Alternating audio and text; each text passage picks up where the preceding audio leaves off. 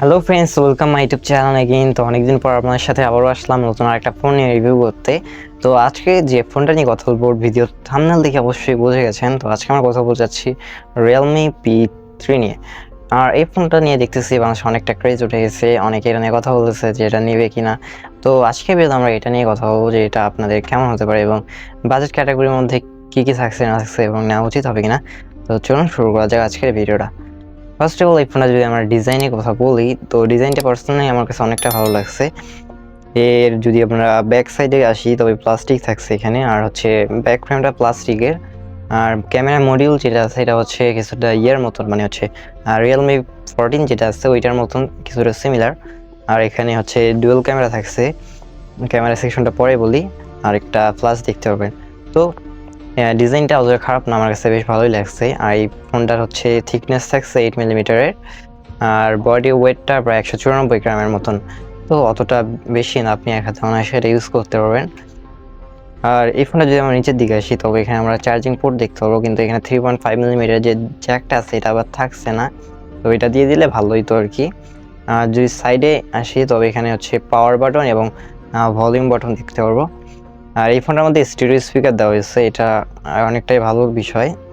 আর এই ফোনটা যদি এবার আমরা ডিসপ্লে সেকশনের দিকে আসি তবে এখানে আমরা দেখতে পারবো একটি 6.67 মিলিমিটার একটি অ্যামোলেড ডিসপ্লে। আর এই ডিসপ্লেটার হচ্ছে পিক ব্রাইটনেসটা হচ্ছে 2000 নিটসের, যেটা কিনা ফোনটাকে অনেকটা ব্রাইট করে তোলে। আর ফোনটার মধ্যে যে 120 হার্জ রিফ্রেশ রেট আছে, এটাও অনেকটা ভালো বিষয় ফোনটার। আর স্ক্রিন টু বডি রেশিওর কথা বলতে গেলে এখানে হচ্ছে 86.9% স্ক্রিন টু বডি রেশিও থাকছে, আর হচ্ছে 395 PPI ডেন্সিটি থাকছে এই ফোনটাতে। আর এই ফোনটা যদি IP রেটিংয়ের কথা বলা যায় তবে এখানে থাকছে IP68 এবং 69 এর রেজিস্ট্যান্স, যেটা কিনা আপনার পানি থেকে এই ফোনটাকে রক্ষা করতে হেল্প করবে। আর আপনি যদি কোনো পানিতে ফোন দিয়ে ছবি তোলার প্রয়োজন পড়ে তবেও এটা দিয়ে করা যেতে পারে। তো এবার কথা বলতে এই ফোনটার পারফরমেন্স সেকশনে, পারফরমেন্সের দিকে আসলে এই ফোনটাতে আমরা দেখতে পারবো স্ন্যাপড্রাগনের 6 Gen 4 এর যে 4 ন্যানোমিটারের চিপসেটের ছবিটা, আর এটা একটি অক্টা প্রসেসর। তো এই প্রসেসরটা অন্তত স্কোর আসে হচ্ছে 7 লাখ প্লাস আসে। আর গেমিংয়ের কথা বলতে গেলে এটা দিয়ে আমরা অনায়াসে বিভিন্ন ধরনের গেম যেগুলো আছে পাবজির মতন 90 FPS প্লে করতে পারবো। আর ফ্রি ফায়ার বলা যেতে পারে এটা স্মুথলি প্লে করা যাবে। যাই হোক, এই ফোনটার গেমিং পারফরমেন্স, মানে এটা গেমিং এক্সপিরিয়েন্সটা অতটাও খারাপ না, আপনারা অনায়াসে করতে পারবেন আর কি। কিন্তু বেশি হাই গ্রাফিক্স যেগুলো গেমস আছে ওগুলো খেলতে গেলে আপনার একটু ফোনটা হালকা হিট হতে পারে, বা ফুল গ্রাফিক্স আপনি মানে ফিলটা পাবেন না আর কি। তো যাই হোক, মিড বাজেটের গেমিং ক্যাটাগরি ফোন হিসেবে এটা আপনার কোনো সন্দেহ নেই যে এটা ভালো পারফরমেন্সের ফোন হতে পারে এটা আপনার জন্য।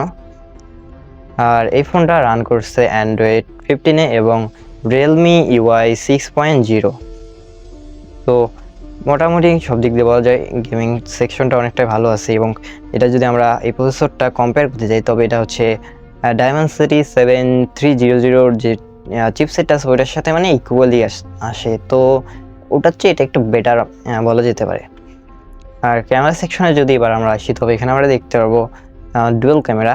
তো মেইন ক্যামেরা হিসেবে থাকছে 50 মেগাপিক্সেলের, আর একটি 2 মেগাপিক্সেলের ডেপথ সেন্সর। ডেপথ সেন্সরটা তেমন কোনো কাজে আসবে না জানি না, কিন্তু মেইনটা 50 মেগাপিক্সেল আছে। আর এটা দিয়ে আপনি 4K-তে 30 FPS পর্যন্ত সর্বোচ্চ রেকর্ড করতে পারবেন।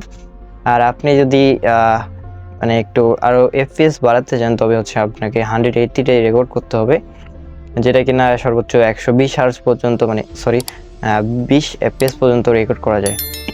তো যাই হোক, ফোনটার যে ভিডিও কোয়ালিটিটা আছে এটা অতটা খারাপ না, কিন্তু ফটো সেকশনের দিকে আসলে এটার মধ্যে আপনি যদি ছবি তোলেন তবে কিছুটা স্মুথ বা ইয়ার মতন করে যায়, মানে ওয়ার্ম করে দেয় ছবিটাকে আর কি। আর সেলফির দিকে আসলে আমরা এখানে দেখতে পারবো একটি সিঙ্গেল সেলফি ক্যামেরা, যেটা কিনা পাঞ্চুয়াল কাট আউটের 16 মেগাপিক্সেলের। আর এটা দিয়েও আপনি সর্বোচ্চ 180-তে ভিডিও রেকর্ডিং করতে পারবেন। তো যাই হোক, ফোনটার ক্যামেরা সেকশনটাও অনেকটাই ভালো আছে, মানে বাজেট ক্যাটাগরি যদি হয়ে থাকে। তো ব্যাটারি সেকশনের দিকে যদি আমরা আসি তবে এখানে আমরা দেখতে পাবো 6000 mAh এর একটি বিগ ব্যাটারি, যেটা আপনার অনায়াসে ফোনটাকে একদিনের ঊর্ধ্বে ইউজ করতে হেল্প করবে। আর ফার্স্ট চার্জার হিসেবে থাকছে 45 ওয়াটের একটি চার্জার, যেটা কিনা হচ্ছে টাইপ সি। আর এটা দিয়ে আপনি 40 থেকে 45 মিনিটকে, মানে তার বেশি লাগবে হয়তো এই ফোনটাকে চার্জ করতে। আর এই ফোনটার যে ব্যাটারি ব্যাকআপটা আছে এটাও অনেকটাই ভালো আছে। আপনি 1.5 দিনের মতন অনায়াসে এটা ইউজ করতে পারবেন যদি হেভি ইউজার না হন। আর হেভি ইউজার হলেও আপনি একদিন তো অনায়াসে এটা ইউজ করাই যায়। ফোনটার যে স্টোরেজ আছে এখানে আপনি পেয়ে যাবেন UFS 2.0। আর এই বিষয়টা অনেকে নাকচ করতে পারেন, কারণ হচ্ছে এখানে যে 2.0 আছে অনেকে এক্সপেক্ট করতেই পারেন যে 3 পয়েন্টের যদি থাকতো তাহলে ভালো হতো। তবে যাই হোক, এটা যদি একটু সাইডে রেখে আমরা দেখি তবে খারাপ না। এখানে তার সাথে যে স্টোরেজ টাইপটা আছে এটা হচ্ছে দুইটা টাইপে আছে, 128 এবং 256। আর র্যামে থাকছে 8 এবং 6, যে কোনো একটা ভেরিয়েন্ট আপনি নিতে পারেন। তো এখানে আরও কিছু কমতি থাকছে, যেমন হচ্ছে এখানে NFC-টা থাকছে না। আর 3.5 মিলিমিটার হেডফোন জ্যাক যেটা বললাম, এটা দিলে ভালো হতো। তো এখন অনেকেই দেখা যায় যে NFC-টা ইউজ করে থাকেন। ফোনটা যদি আমরা সিকিউরিটির কথা বলতে যাই তবে এখানে আপনি হচ্ছে under display optical fingerprint sensor পেয়ে যাবেন, যেটা কিনা অনেক ফাস্ট এবং অ্যাকুরেট ছিল।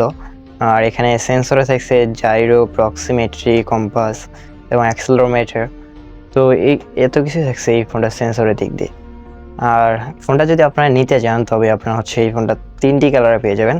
আপনার যে কোনো একটা পছন্দ হলে ওটা নিতে পারেন। ফোনটা যে বাজেটের কথা বলতে যাচ্ছি আমি, সেটা হচ্ছে এটা যদি আপনি আনঅফিশিয়ালভাবে নেন তবে এটা 25-এর কাছাকাছি পেয়ে যাবেন, কিন্তু এটা অফিশিয়াল একটু দামটা বেশি হয়। তো যদি আপনি আনঅফিশিয়াল এটা নিতে পারেন তবে আপনার জন্য একটা বেস্ট ডিল হতে পারে। আর যদি অফিশিয়াল নেন তাহলে দেখা যাবে যে ওই বাজেটের মধ্যে এর চেয়ে আরও বেটার ফোন আপনি পেয়ে যাবেন। তো যাই হোক, কম বাজেটের মধ্যে যেহেতু এটা পাওয়া যাবে আনঅফিশিয়ালি, আপনি নিতে পারেন এই ফোনটা। আর গেমারদের জন্য ভালো কিছু থাকছে এই ফোনটার মধ্যে। তো এই ফোনটা আপনার কাছে কেমন লাগলো অবশ্যই জানাবেন, এবং ভিডিওটা ভালো লাগলে চ্যানেলটিকে সাবস্ক্রাইব করে পাশে থাকা বেল আইকনটিকে বাজিয়ে আমাদের সাথেই থাকবেন। দেখা হবে পরবর্তী অন্য কোনো ভিডিওতে। আজকের মতো খোদা হাফেজ।